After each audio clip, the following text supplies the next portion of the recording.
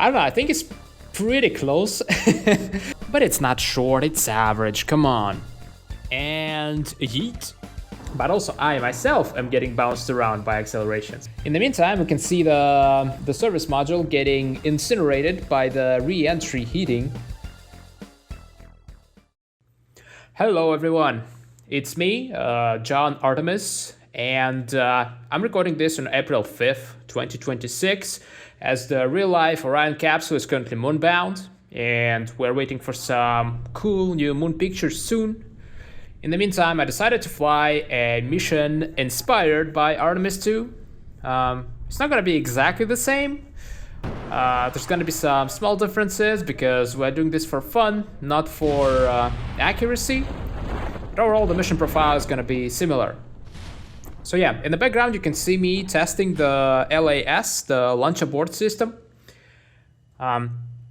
Unlike in Kerbal Space Program, in real life, safety is kind of important. So yeah, I decided to replicate this particular aspect of the real mission. And yeah, I'm currently building the first version of the SLS booster and everything. Some of you might say that it looks kind of short, but it's not short, it's average, come on. Besides, it's not about how long your SLS is, more about how you use it, right? Still, to respect the aesthetics, I decided to proceed with the SLS enlargement procedure. And yeah, we got the correctly sized rocket.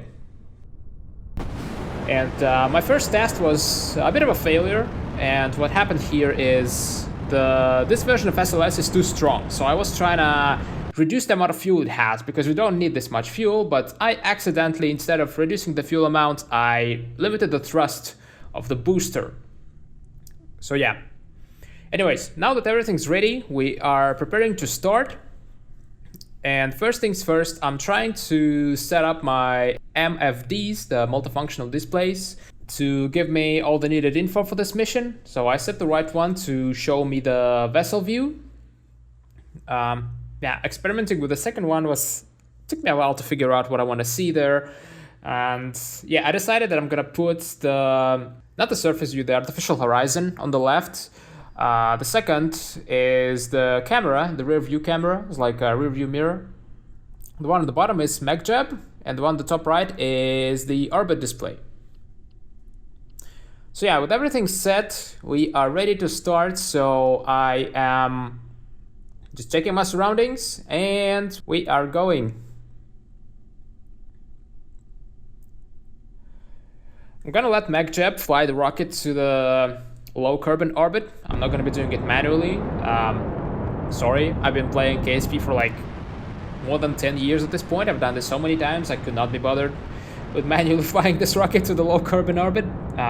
However, I'm gonna take over from MacJeb at one point shortly before the low Kerbin Orbit is reached, in order to make sure the core stage is disposed of as it should be.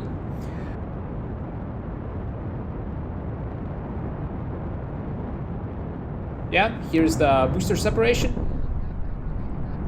They have used their fuel and we are down to just the core stage. Now, while we're ascending, I have to explain something real quick. So the VR preview that you're seeing on your screen is not centered the same way as the VR view in the headset. So my center of vision is around here, but yours is a bit offset. So basically, just try to focus more on this corner of the screen, because that's where the center of my vision is. Yeah, this is where I'm taking over from MacJeb and switch to manual mode, trying to enable the maneuver node mode of the SAS, forgetting that SAS itself needs to be turned on first. So yeah, once we are closer to apoapsis, I am manually turning on the thrust, increasing the thrust so that we accelerate prograde until our periapsis is within atmosphere. Still not there yet. Giving it another boost. So yeah, our periapsis is in the atmosphere now. but not too high. This is done so that our core stage re-enters and burns up in the atmosphere in half an orbit, just like how the real one does. Meanwhile, we are detaching our spacecraft with the Interrim Cryogenic Propulsion Stage, ICPS. And with this one, we finally circularize our orbit properly, which puts us on course. And we are using this opportunity to unbuckle and check out the views out the window. It's very nice. So yeah, on the starboard side of the spacecraft, we can see Kerbin in all its glory and beauty, the atmospheric haze and everything. In the meantime, on the left side is nothing, it's darkness. Deep, scary darkness of space, or whatever. Yeah, we're using this opportunity to experiment with zero-G, the weightlessness, using this little radio as a acceleration indicator.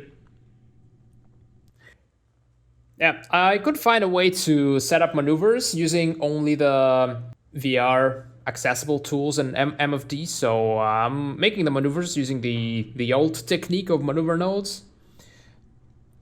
And yeah, the first maneuver we're going to be executing is we want to use the ICPS to put us into an elliptical orbit around Kerbin with its apoapsis around like 40% of the distance towards the Moon, which is more or less similar to what the real mission does. And here I am setting up my orientation towards the maneuver node. And yeah, using the throttle to get the speed that we need for this eccentric orbit.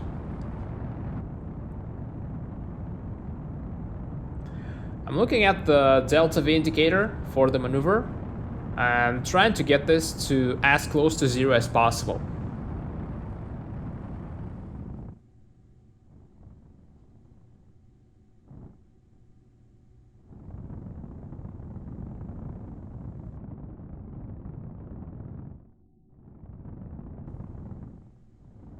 Yep, that's close enough.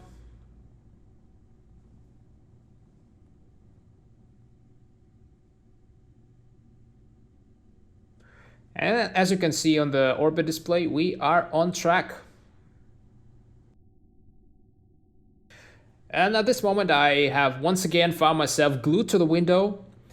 It's honestly, the video does not give it justice. Like, I'm struggling to describe how damn cool it is to look at the Kerbin and the spaceship. Like, you really feel the sense of scale because of the stereoscopic vision of VR headset. You can tell that the ship is right there in front of your nose and the Earth is there, the Kerbin is there far away. Yeah, here I'm trying to replicate one of the images we received on the first or the second day of the mission from the Artemis crew, where there is the backlit Earth with the sun behind it. Of course, in KSP it does not look as cool, but I still think it's pretty close. Oh, and yeah, in the classic KSP fashion, the sun turns on once it's past the midpoint of being occluded by Kerbin.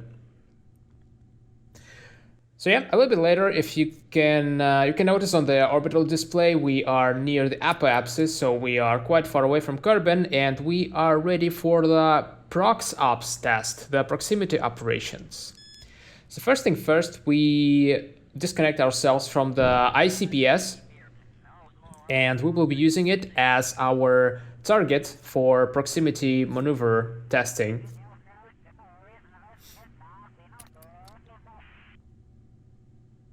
Here I'm switching to a different seat to have a better view of what's in front of us.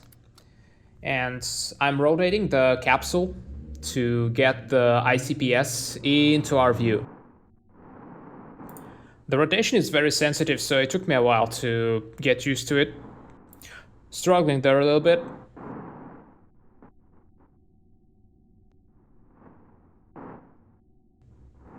There it is.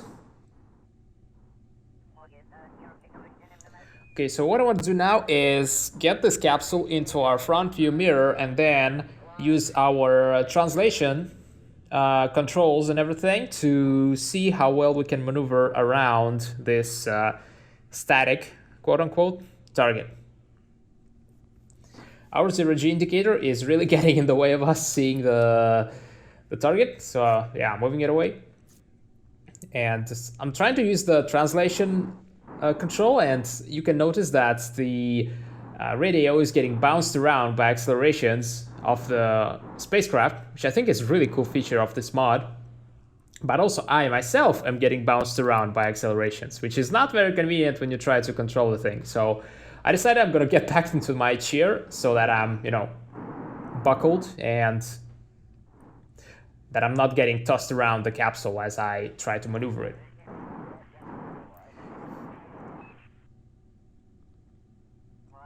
So the notch on the left is the translation control for your lateral movements, left, right, up and down.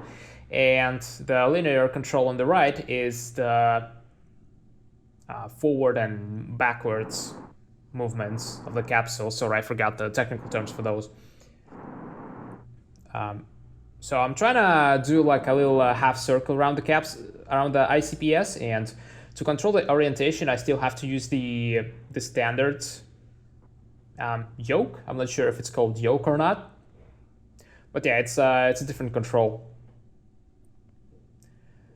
So yeah, just step by step trying to do a half circle around the ICPS. Translate a little bit, then rotate the capsule, then translate a bit more, and rotate the capsule again to keep the stage in the view. So yeah, it's fun. I think the controls are fine.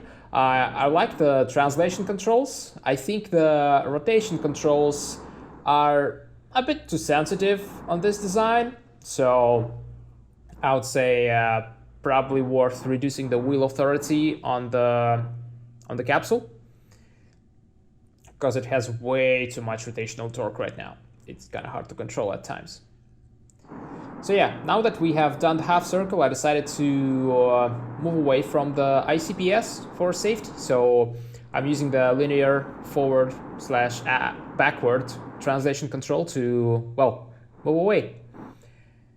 And then I rotate the capsule to get the ICPS visible in the big window so that we can say goodbye to it. Now, this is where I have to explain the biggest difference that we're gonna have between the real mission and the simulation that we're having. So, no matter how I tried, I wanted to get two things. I wanted to get a closer lunar flyby than the real mission, and I also wanted to get a free return trajectory. However, no matter how much I tried, I couldn't get them both to happen. So, it's either close flyby or free return. So I decided I'm just gonna go for the closer flyby, and then afterwards we're gonna do a course correction, which is not part of the real mission, but it will be the part of our mission, to then return to Kerbin after the flyby is done. So yeah, currently I'm doing the Lunar Injection burn. Once again, maneuver node is set up. The display shows us how much velocity we need to, how much of the velocity change we need.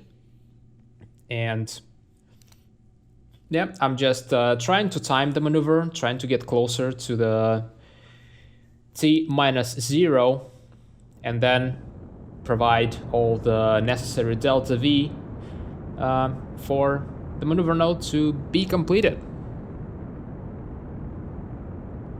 Once again, we're looking at the number at the bottom to go down to as close to 0 as possible.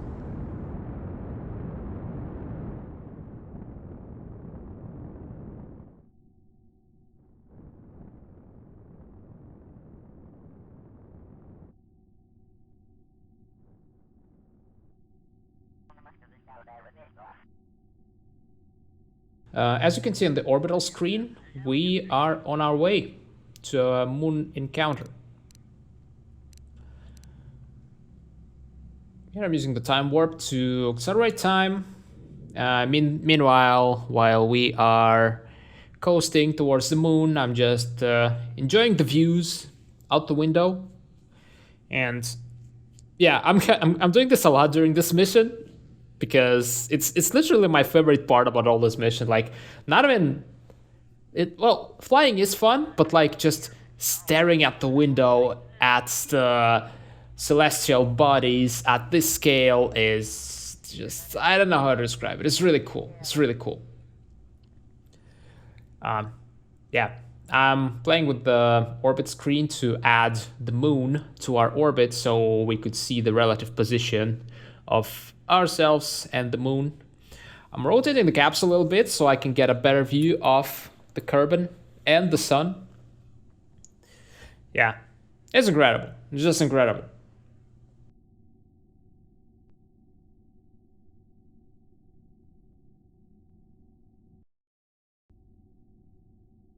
And now we are approaching. We have crossed the boundaries between the spheres of influence.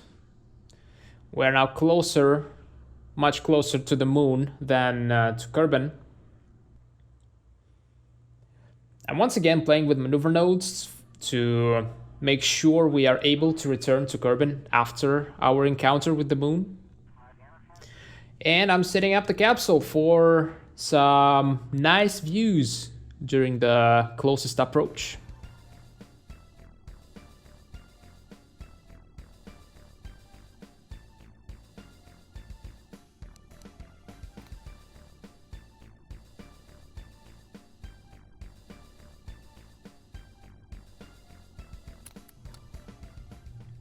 Yep, the moon looks huge at this distance.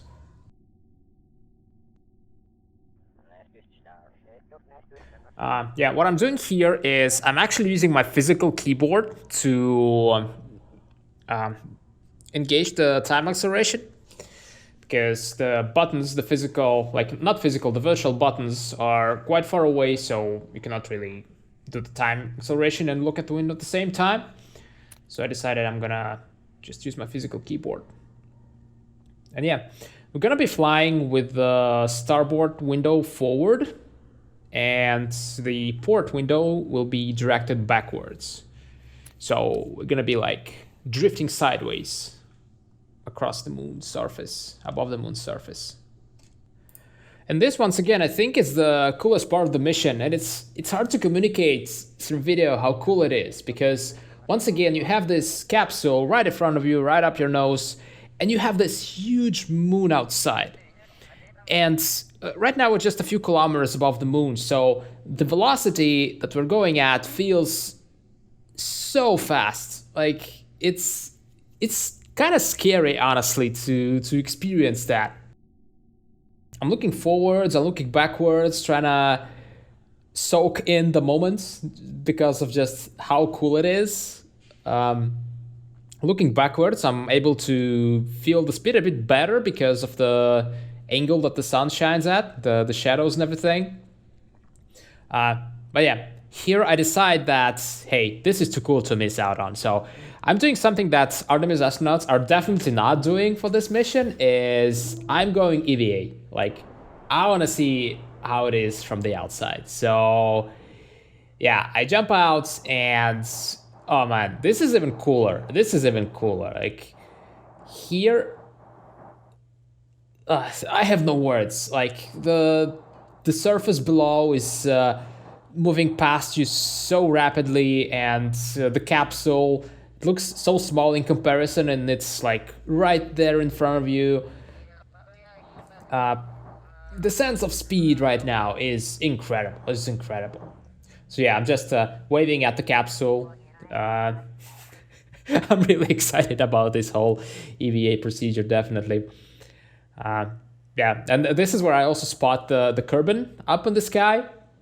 So yeah, between being this close to the moon, moving this fast, Kerbin up in the sky, the capsule looking tiny in front of this epic, majestic moon surface is amazing. Yeah, it seems like we are starting to move away from the moon a little bit. We are past the point of periapsis, and I just wanted to mess around the capsule for a little bit. So what I'm doing is I'm approaching the capsule, returning to the capsule, and I want to grab onto the ladder. Yep, here I'm holding onto the ladder outside the capsule. I don't know if you ever ridden a car like an SUV, like outside of it while holding onto the railings and shit. Like this is kind of feels like that, but cooler because you're actually in space above the freaking moon, holding onto your capsule. And yeet. Yeah, I decided to just push away the capsule.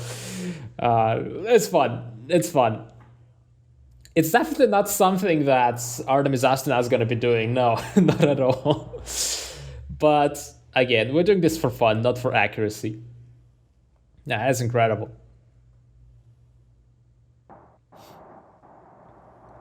Okay, here I wanted to put myself between the moon and the capsule.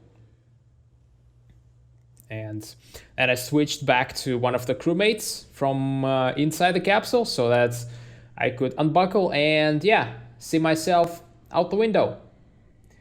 There's the crewmate outside. But yeah, it's time to return to the capsule. So I am slowly approaching it and, yeah, just getting inside.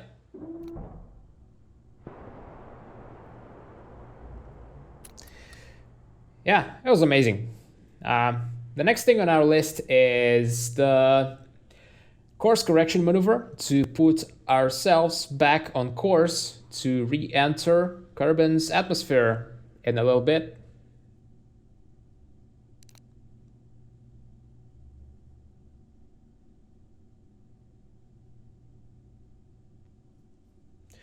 Just time accelerating to move a little bit further away from the moon.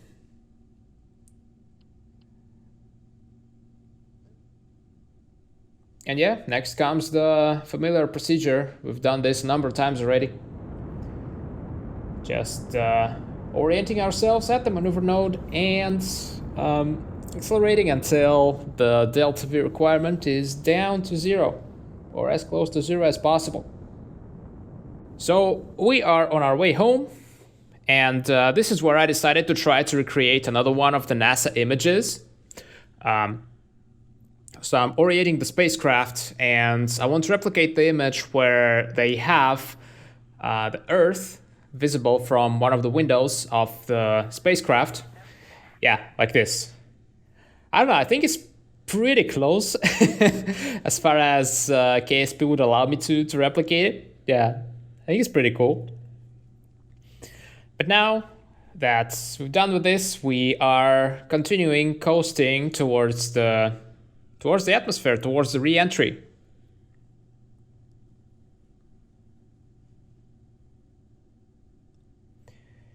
Now we are quite close already, so it's about time we separate from the service module, the European service module in real life, which is the next stage. And we are now separate. Orienting the capsule to get a better look at the service module, which is now flying separately, about to burn up in the atmosphere. Oh, yep, I forgot that I'm not buckled. I engaged the retrograde autopilot and got yeeted across the capsule because of the acceleration. Gotta be careful with that. So yeah, now on the port side we have the view of the service module, and on the starboard side we have Kerbin. Since we are about to enter the atmosphere, I wanted to do some physics experiments, or just demonstrations, I guess would be the right word. So here we can see the fire extinguisher is currently weightless, not moving. This is about to change because we are about to start entering the atmosphere, which would introduce accelerations on the capsule, which will result in the fire extinguisher starting to move relative to the capsule.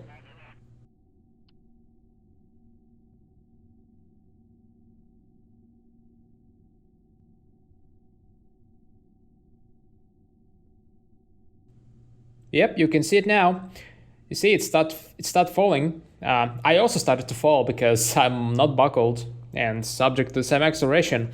But yeah, what you're seeing, the fire extinguisher falling down, is not because of the gravity. It's because of the acceleration of the capsule. In the meantime, we can see the service module getting incinerated by the re-entry heating. And yeah, I just keep experimenting with the acceleration. It's a great demonstration of the theory of relativity that postulates that gravity and acceleration are actually indistinguishable. So yeah, the flashlight falls down and also disappears through the door. I'm not sure what's happening with that one. Probably the collision box of the capsule is offset a little bit. But yeah, in the meantime, I'm getting back into my seat and just, enjoying the ride downhill, into the thicker layers of the atmosphere. I'm rolling the capsule a little bit to have a better view of the horizon. And just, monitoring the velocity to figure out the best time to arm the parachutes momentarily. As soon as the speed drops below the safety limits.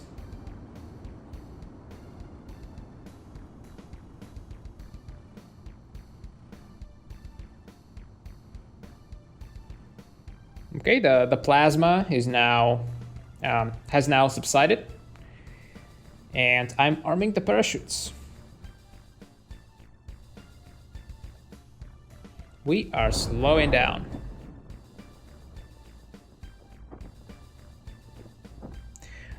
Yeah, here I'm trying to find my way through the controls of the vessel view. What I wanted to do is I wanted to drop the heat shield because we no longer need it. We are past our re-entry phase. So right now the heat shield is just dead weight.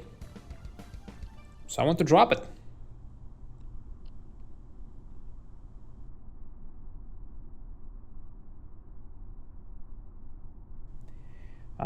In the meantime, our parachutes are open now. And the heat shield is dropped. So yep, we are mostly done with the mission. Only the splashdown left.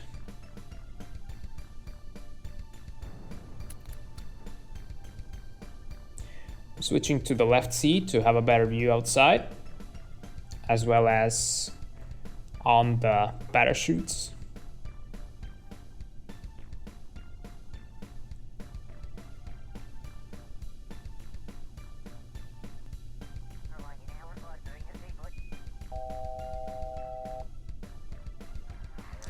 Turning off the SAS, I guess we no longer need it. And as I do this, we are splashing down.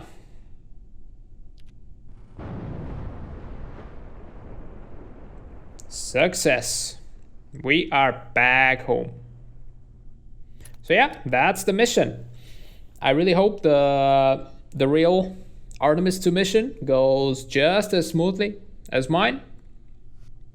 And yeah, you can once again see that this time the fire extinguisher is not falling because of the acceleration. Now it's proper gravity, which is kind of the same thing anyways, but yeah.